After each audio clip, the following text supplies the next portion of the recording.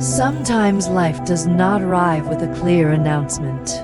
There is no sound, no warning, no moment that demands your full attention and says, "This is it." Everything changes now. Most of the time, life shifts quietly. It happens in the background of ordinary days, in familiar routines, in moments that look exactly like the ones before them. You wake up one morning and nothing seems different. The room is the same. The light outside looks familiar. Your body moves the way it always has.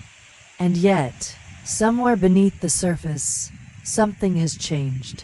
It is not pain. It is not fear. It is not even sadness. It is awareness. A subtle understanding that the life you are living no longer feels entirely like home. You cannot explain it easily. You do not have clear reasons or dramatic stories to support it. You only know that something inside you has grown quieter, heavier, more thoughtful. You still show up. You still do what needs to be done. You still speak, listen, respond, participate. But there is a part of you that has stepped slightly aside and is watching. This kind of realization does not demand immediate action. It does not push you to change everything overnight. It simply asks to be noticed. Most people try to ignore moments like this. They distract themselves. They stay busy. They tell themselves that this feeling will pass, that it is temporary, that it is nothing serious. And sometimes they are right. But sometimes this feeling is not something to escape. Sometimes it is an invitation, not to destruction, not to chaos, but to honesty. For a long time, I believed that clarity comes from thinking, from analyzing every detail, from understanding every possible outcome before making a move. I believed that if I thought long enough, hard enough, carefully enough, I would eventually arrive at certainty. But certainty never came that way. What came instead was exhaustion, mental fatigue from replaying the same questions again and again without resolution, emotional fatigue from trying to force answers before they were ready to appear. Life taught me something different. Clarity does not come from pressure. It comes from movement, not fast movement, not dramatic change, just steady, quiet motion. Walking without a destination, walking without a timeline, walking without the expectation that something important must happen. There is something deeply grounding about walking. When you walk, your body sets the pace. Your thoughts follow behind, slowly, reluctantly at first, then with increasing ease. You cannot rush your way out of yourself while walking. There is no shortcut. No distraction strong enough to completely remove you from the present moment. I started walking more during a period when my life looked stable from the outside. There was nothing obviously wrong, no crisis that others could see, no loss that demanded sympathy. If someone had asked me how I was doing, I would have answered honestly, "I'm fine," and I would have meant it. But fine is not the same as fulfilled. Fine is not the same as aligned. Fine is often the word we use when we are functioning well enough, but feeling disconnected from ourselves inside. Something felt heavy, not overwhelming, not unbearable, just persistent. It was the weight of carrying too much for too long, without ever stopping to ask whether I still wanted to carry it. Responsibilities, expectations, roles that once felt meaningful and now felt automatic. I had become very good at being capable. Capable people are often praised. They are relied upon. They are trusted. But capable people are rarely asked how much it costs them to stay that way. Strength is admired from the outside, but it can feel lonely from within at some point. Strength stops feeling like power and starts feeling like isolation. Not because anyone is doing something wrong, but because when you are strong, people assume you do not need support. So I walked, not to escape my life, not to solve my problems, not to reinvent myself. I walked simply to move. Movement without pressure has a strange effect on the mind. Thoughts begin to slow down, not because you force them to stop, but because they no longer need to compete for attention. Memories surface gently. Feelings appear without overwhelming intensity. You begin to notice how much of yourself you have been postponing. There are moments in life when you realize that many of your choices were made out of practicality rather than desire. They made sense. They were reasonable. They kept things stable. They did not hurt you, but they also did not fully reflect who you are. So you adapted. You adjusted your expectations. You learned how to fit. You told yourself that this is what maturity looks like. And for a while, it was enough. But adaptation has a quiet side. When you adapt continuously without checking in with yourself, adaptation slowly turns into self-neglect. Not because you failed, not because you were weak, but because life kept moving, and you kept adjusting without stopping to ask whether the direction still felt right. You stop asking yourself what you want because the question feels impractical. You stop listening to your intuition because it does not give clear instructions. It only asks questions. Walking has a way of bringing those questions back. Not urgently, not aggressively, just gently reminding you that your inner world still exists. That it did not disappear simply because you learned how to function without it. As I continued walking, I noticed something about nature. It never rushes to become something else. The sea does not decide how it should feel today. The shore does not question its purpose. They exist in balance, without explanation. There is a quiet lesson in that. You do not have to transform overnight. You do not need to know everything right now. You are allowed to exist in between. Between who you were and who you are becoming. Between certainty and doubt. Between clarity and confusion. Most people underestimate the strength required to remain in uncertainty. We are taught to fix things quickly, to decide, to move forward as soon as possible. But some phases of life are not meant to be solved. They are meant to be lived. Walking teaches patience. Step by step, your body accepts what your mind resists.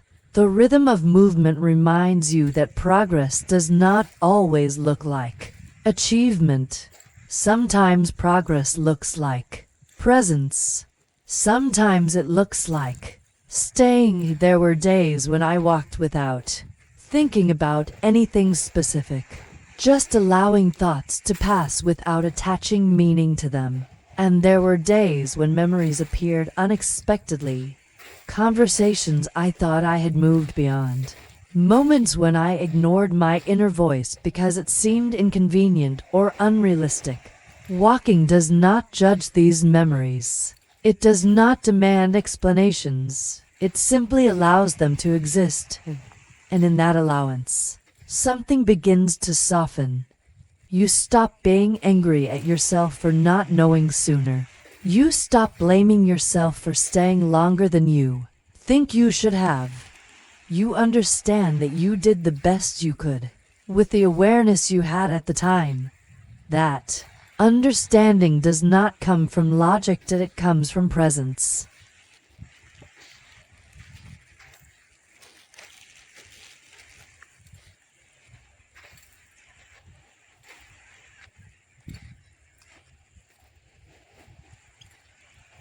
As time goes on, something subtle begins to change inside you. It is not a decision, not a sudden realization, but a gradual shift in how you relate to yourself. You notice that you are no longer trying to explain your life to yourself as often as before. You are no longer searching for a perfect narrative that makes every choice look intentional and every outcome justified. Instead, you allow things to be incomplete. You allow parts of your story to remain open-ended. You stop forcing meaning where it does not naturally arise. This does not make life feel empty. On the contrary, it makes it feel more honest. There's relief in no longer pretending that everything makes sense all the time. There is freedom in admitting that some things simply happened, and that you responded the best way you could at the moment. As you walk, this acceptance settles into your body. You no longer hold your shoulders as tightly. Your breath becomes less guarded. Your steps find a rhythm that feels natural rather than controlled. Movement becomes something you inhabit rather than manage. You begin to realize how much of your life was spent in anticipation, waiting for the next phase, waiting for clarity, waiting for permission to feel at ease. Much of that waiting was invisible. It was woven into your habits, your choices, your sense of responsibility. You postponed rest because there was always something else to do. You postponed joy because it felt inappropriate in uncertain times. You postponed listening to yourself because other voices seemed louder, more convincing. Walking gently interrupts this pattern, not by demanding change, but by offering space. In this space, you start noticing how often you ignored subtle signals from yourself, signals that did not arrive as strong emotions, but as quiet discomfort. A sense of being slightly out of place. A persistent tiredness that sleep did not fully resolve. A feeling of distance between who you were becoming and the life you were maintaining. These signals were easy to dismiss. They did not look urgent. They did not ask for immediate action. But they accumulated, and now, as you move forward step by step, they finally have room to be acknowledged. You do not rush to interpret them. You do not turn them into demands. You simply notice them. This noticing changes the tone of your inner world. Instead of constant evaluation, there is observation. Instead of judgment, there is curiosity. You begin to ask different questions. Not what should I do next, but what feels sustainable. Not how do I fix this, but what am I ready to stop carrying? These questions do not seek quick answers. They unfold slowly, over time, through experience rather than logic. Walking allows this slow unfolding. Your thoughts no longer move in circles. They move forward, even if the path is not straight. There is a growing understanding that many of the pressures you felt were internalized. They were not always imposed by circumstances, but absorbed over time. Expectations about productivity, expectations about consistency, expectations about being emotionally stable, reliable, and resilient at all times. These expectations once served a purpose. They helped you survive certain phases of life. They helped you build stability. But what once protected you can later restrict you. Recognizing this is not an act of rejection. It is an act of maturity. You do not blame yourself for adopting these expectations. You simply acknowledge that they no longer fit. As you walk, you begin to loosen your attachment to how things should be. You notice that life feels different when you stop measuring yourself against an imagined standard. When you stop asking whether you are doing enough, becoming enough, achieving enough. Instead, you begin to sense what enough feels like in your body. Enough looks like steady breathing. Enough feels like the ability to pause without guilt. Enough sounds like silence that does not demand justification. This shift does not make you passive. It makes you grounded. From this grounded place, you begin to relate to effort differently. You still move. You still act. But your actions are no longer fueled by anxiety. They arise from a quieter place. You start to recognize the difference between movement driven by fear and movement driven by alignment. Fear-driven movement feels urgent. It feels tight. It leaves little room for rest. Aligned movement feels steady. It allows for pauses. It does not collapse when you slow down. Walking becomes a physical expression of this distinction. There are moments when you move faster, moments when you slow down, and moments when you stop briefly without resistance. You no longer force consistency. You allow variation. This allowance extends beyond walking into how you approach life itself. You become more attentive to your energy rather than your image. You pay attention to how interactions affect you, not just how you appear within them. Some conversations feel nourishing, others feel draining, even if they are polite and familiar. You begin to trust these sensations, not as commands, but as information. This trust grows gradually. At first, you may question it. You may wonder whether you are becoming too sensitive, too selective, too inward. But over time, you notice that honoring these signals brings a sense of coherence. Your inner and outer worlds begin to align more naturally. This alignment does not eliminate difficulty. Life remains complex, but it reduces unnecessary friction. You stop fighting yourself. As the walk continues, you may notice how your relationship with time changes. You are no longer rushing toward the future with the same intensity. You are no longer replaying the past in search of alternative outcomes. Time becomes something you move through rather than against. This does not mean you stop planning or remembering. It means these activities lose their emotional charge. They no longer dominate your attention. You begin to understand that many of your worries were not about actual events, but about imagined scenarios. Scenarios where you fall behind, where you disappoint others, where you make the wrong choice. Walking gently grounds you in what is actually happening right now. You are moving. You are breathing. You are present. This reality is simpler than your fears. The simplicity does not erase complexity, but it gives you a stable reference point. You begin to see that resilience is not about constant endurance. It is about adaptability. It is about knowing when to persist and when to rest, when to engage and when to withdraw.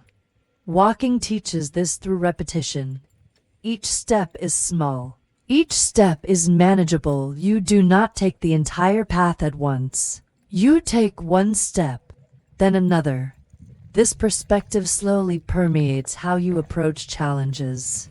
Instead of overwhelming yourself with the entirety of what lies ahead, you focus on what is immediately in front of you. What can be done now? What can be released now? What can wait? This approach does not make you careless. It makes you realistic. You begin to trust that clarity does not require urgency. It requires continuity as you continue. There may be moments of doubt. Moments when you wonder whether this quieter way of living is enough, whether you are missing something by not pushing harder, striving more aggressively. These doubts are natural. They are echoes of old patterns. You do not fight them. You let them pass. Walking has taught you that not every thought deserves engagement. Some thoughts simply arise and dissolve on their own when given space. This realization brings relief. You are no longer obligated to respond to every inner demand. You choose where to invest your attention. This choice becomes one of your greatest sources of stability. Gradually, you begin to feel more at home within yourself, not because everything is resolved, but because you are no longer at war with your own uncertainty. You accept that some questions will remain unanswered for now. You trust that they will evolve as you do. This trust is quiet. It does not announce itself. It simply supports you as you continue walking forward.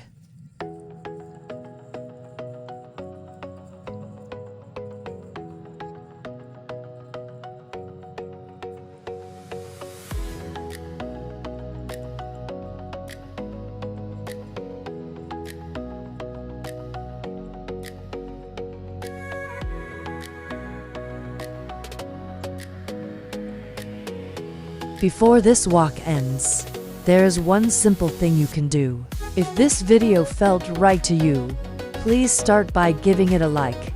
It helps this quiet space reach others who might need it too. And if you would like to continue these walks, to stay with this calm pace and honest presence, you are welcome to subscribe to the channel. We will keep walking here, slowly, without rush, together.